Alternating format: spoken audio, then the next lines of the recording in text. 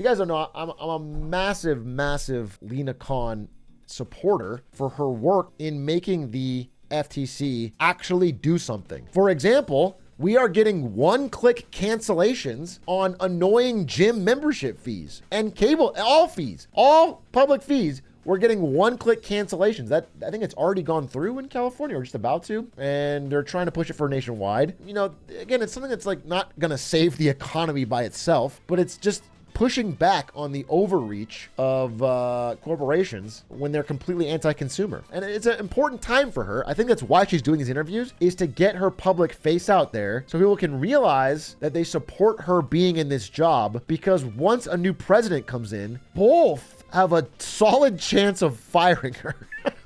Definitely Trump more than Kamala. I think it's a 0% chance with Trump, but I'm still wary because it doesn't seem like Kamala has said anything about keeping her, and there's a lot of donators that would like to remove her. She says much of the blame for the exorbitant prices on everything from food to concert tickets is widespread corporate. Well, I'm sorry, I actually take back my support. Why the would someone in government be younger than 75? She's lost my support. She's in her 30s, which means she'll like be aware of and understand modern technology and things that consumers are actually encountering in their day-to-day life. She's not an extremely wealthy, out-of-touch boomer who's come back in 60 years, yeah. But she's so aggressive that she's feared and loathed in boardrooms, seen as a zealot and a bully. And yet... So funny to think of like some CEO worth 32 billion calling Lena Khan a bully. The Kroger CEO being like, she's bullying me by not letting me merge with Albertsons and deny workers their pensions. And too often, fewer and fewer companies are controlling more and more of the market. And what that means is companies can start ripping you. Lena Khan, there's only like 100 people in this crowd. Come on stream. We can get 3,000 people at least. 200,000 on YouTube. Let's talk. Let's talk about what you're working on.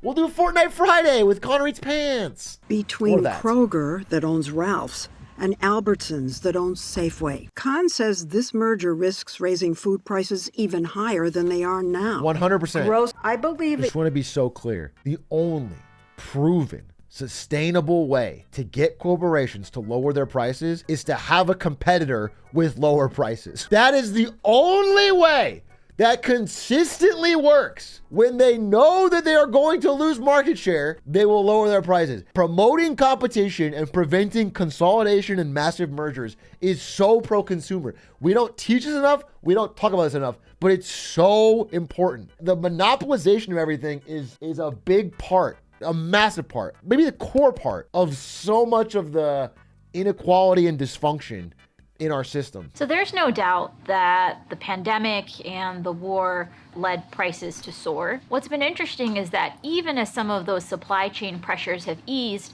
prices have not come down concurrently as much. So instead of inflation, are you contending that it's greedflation? That these monopolies are deliberately hiking the prices? I don't get it too much, but like corporations are always and will always be greedy. They were greedy before, they'll be greedy tomorrow. When their greed encounters no opposition, when there's no elsewhere for their other people to go, for the consumers to go, they will continue to raise prices. But if they lose customers who are going elsewhere, then they will lower prices because they have to. Otherwise, their pocketbook is at stake. Their market share is at stake. Their corporation is at stake. You can't sustainably try to morally shame a grocery store into lowering prices. What you have to do is have a competing grocery store with lower prices that everyone can go to. That will do it. I promise you that will do it. That'll do it way more than being like, hey, not cool. We've actually seen some executives boast on earnings calls about how inflation is great for their bottom line. They say that. They have said that publicly, yes. What about the argument that when companies merge, prices often come down because of efficiencies, scale? But even if those efficiencies arise, if the company is not checked by competition, it won't have an incentive to pass those benefits on to the consumer because those consumers may not have anywhere else to go. Bravo! Another consumer my concern, queen, the high cost of oh God, I would vote for president. Independent pharmacists Someone said about it. On these inhalers, they cost $7 in France. The same exact inhaler is around $500 in the United States. That's because, I'll answer that question for you. Let me step in here. That's because French lungs aren't worth saving the same way that American lungs are, okay? Because the French, they smoke cigarettes all day, okay? And they eat bread and they wear stupid hats. And that's why their lungs are not worth pre-watched. Imagine I hit play, she says exactly that verbatim. Show us what the innovation was that they claimed allowed them to extend the patent. So it's this strap that they listed a patent for. That's the American difference. That's what I'm saying. Every time you're in France and you get your inhaler and the cap just flies off because there's no strap, they shed a tear.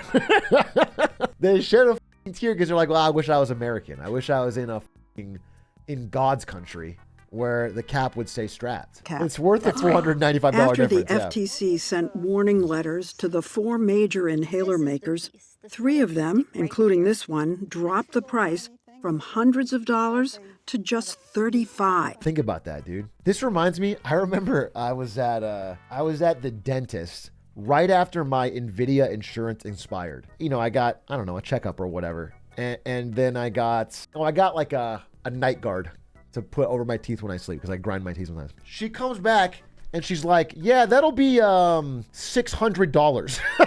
You know, so it was something f***ing absurd. It was like a ridiculous thing. It was crazy. And I'm like, are you kidding me? It's a little piece of plastic. There's no way. I was super nice to this woman the whole day. Like the whole day, I was super nice. I introduced myself really nice. I was, smiling, eye contact, charming. And I was like, wow, 600, huh? Okay, and like while I'm like looking around for my wallet or whatever, she's like, you know what? And she's like, we'll just make it 380.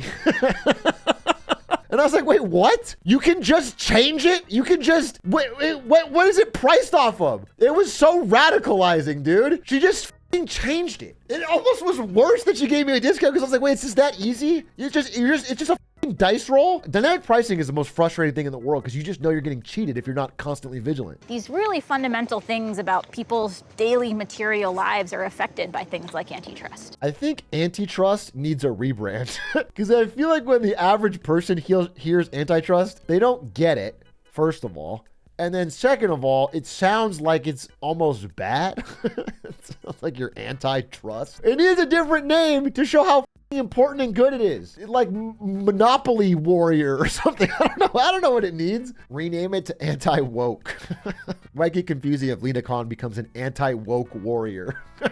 Actually, Khan's doggedness represents a shift in policy, a mandate to reverse decades of a hands-off strategy toward mergers and acquisitions. It was introduced by Ronald Reagan. Thank you, Ronald Reagan, for 30 years of unfettered, unblocked consolidation. I hate how back in the 70s, America had massive amounts of competition in almost every industry, driving prices down and wages up. I love how every industry has one corporation consolidated to own everything. Reagan is the GOAT around here, dude. Under President Biden, the FTC and the Justice Department have unleashed a crackdown, suing scores of companies, including Ticketmaster, NVIDIA, and the Big Five. Amazon. I take it back. What the f is she doing? She just goes after winners because they win. She is a bully. And I've been saying that. When Khan was a student here at Yale Law School, she wrote a paper called Amazon's Antitrust Paradox, contending that even though Amazon's prices are low, it's still a monopoly. When I was in college, I wrote a paper on how companies could use gamification in their marketing and in their apps to get people to spend more. Well, there's different strokes for different folks. In the technology markets, we went through a couple of decades where we saw over 800 acquisitions by the 5 big players. Not a single. Yeah, it's so silly. They have no credible threat. And everyone, at least when I was in Silicon Valley, the 2014 to 2020 era, so many startup founders, their only goal was to get acquired. They weren't trying to make a real sustainable business. Their goal was to get something that was on the radar in some kind of slightly competitive way to a big 5 company so that they would get bought out and they would personally get rich and the whole thing would get scrapped. That's like the entire business model of like a lot of talented people who could have made great competitive companies. The FTC has lost a couple of big cases against Meta and Microsoft. Yet her cage rattling has had a chilling effect, where companies simply The big one they lost was Activision, Blizzard, and Microsoft. And the more time we put into that, the more obvious should have been blocked. It hasn't benefited consumers at all. They've got none of what was promised. Prices are up. They've laid off people. Yeah, it isn't even helping Xbox. Now that IP, which if Blizzard was either allowed to fail or slumped and then got new leadership and succeeded, that IP is locked up with Microsoft. That could have been up for sale to someone who's going to make a game for it. It could have been anything. They're afraid of you. Well, look, we're doing our job, enforcing the law. They are. They're afraid you're going to tie them up in court. You're going to cost them a lot of money, and they're saying it's just not worth it. So it's important to step back. Oh, no. Oh, no. God forbid.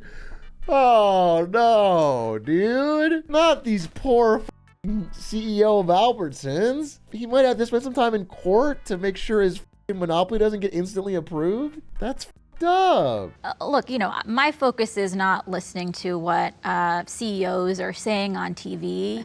It's important in these jobs to really stay focused and block out a lot of the noise. If you were asked to keep this job, would you say yes? But absolutely. There's so much work to be done, and it's such an honor to be in this role, and it would be an honor to have that opportunity Locked in! To keep going. Hey, great interview. Well, some of the questions were dumb, but I'm glad she got interviewed. And top comment says it all. If large corporations on Wall Street hate you, you're definitely doing something right. She's a real American hero. Nah, for real. I'm glad more people are figuring out about her. I'm glad her name is getting out there. One of the best government appointees in a long time, and doing really important work. Very, very, very happy to support her.